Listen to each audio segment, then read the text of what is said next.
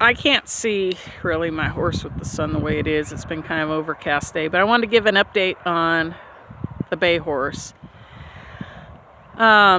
Pretty traditional of the opposite of, you know, those that come out and jump in the air and are just kind of waspy and do all their whatevers in the beginning and track out, and you know, you kind of got to watch them, but they're pretty honest. This horse here, you know, because he's so quiet by nature, but I'll tell people, don't, it's an illusion. Don't be, don't get caught up in the illusion, because that sleeping lion. And so the more that he's had time, you know, the saddling, he saddled quiet and all that, and we shot the video, got on him and those things, but then keep bringing him out, getting him moving his feet. The more he has time to think about it, the more active he gets, the more, like, you know, a little humpy when saddling, and it's kind of, you know, been a little cool and brisky, but it's not that brisky. Not like we had it in Nevada or Oregon, where the ground's frozen and they come walking out on their tiptoes.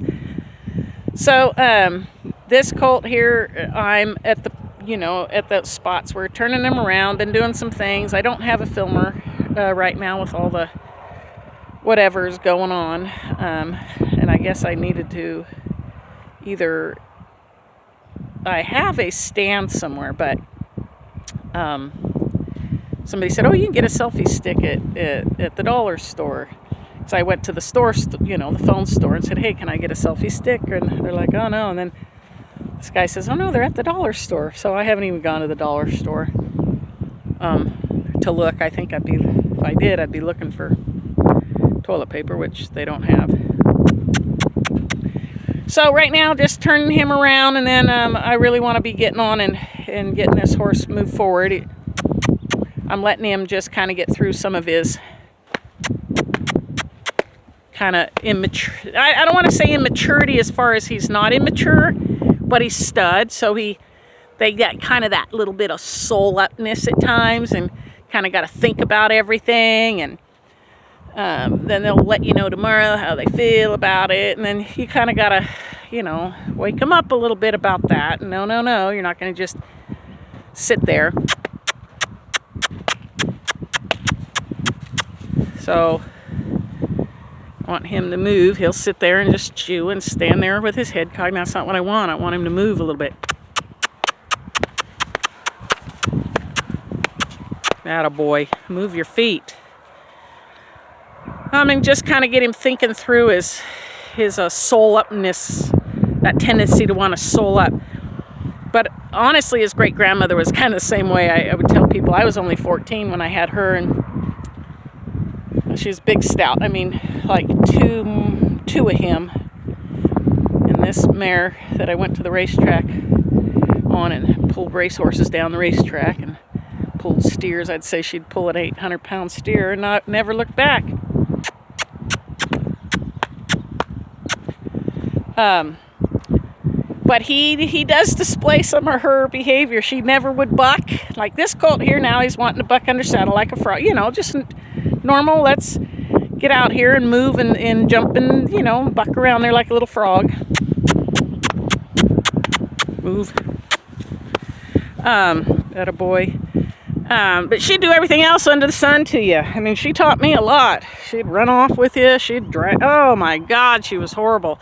And of course, you know, then at 14, I mean, you know, you really get taught a lot by some of those individuals.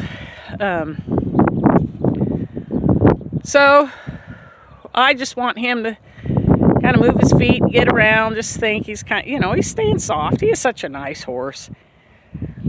I just hope that all this crazy blows over, where I'll have a chance to be able to get him out and go do something.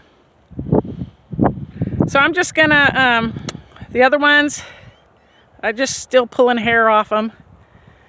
The gray horse is just, he's getting strong, feeling good. Paige's sorrel gelding, I don't know what's going on with that shoulder. I keep telling her I'm a little confused about what happened to him when they were hauling him. Something happened to him. but he's been laid off for a while, and I keep pulling him back up. And he's not, you know, he adores her. I raised him.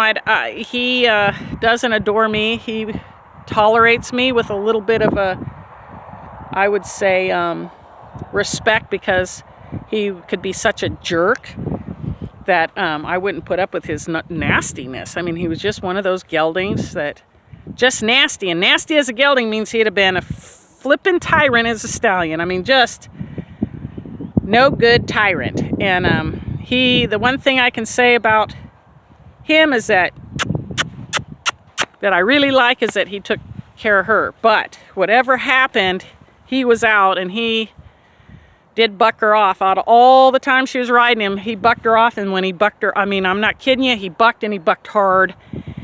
And Cebu was like that. I mean, they just kick out over their head. I mean, hurt you like you should be bucking them on, you know, bucking them as bucking horses. He really got it on, and we knew he had it in him to do it. But the saving grace for her is that he liked her so well that he cared for her, and she'd hauled him. And he got hurt. Something was going on. Either a rib up under his shoulder is out. Something up in there. We've messed with him and have had him, you know, that adjust. And I don't know, you know, what the heck went on. But anyways, he bucked her off hard and gave her a concussion. I mean, laid her out. And I said, oh, you know, he's been off now, I don't know, 7 months, I guess.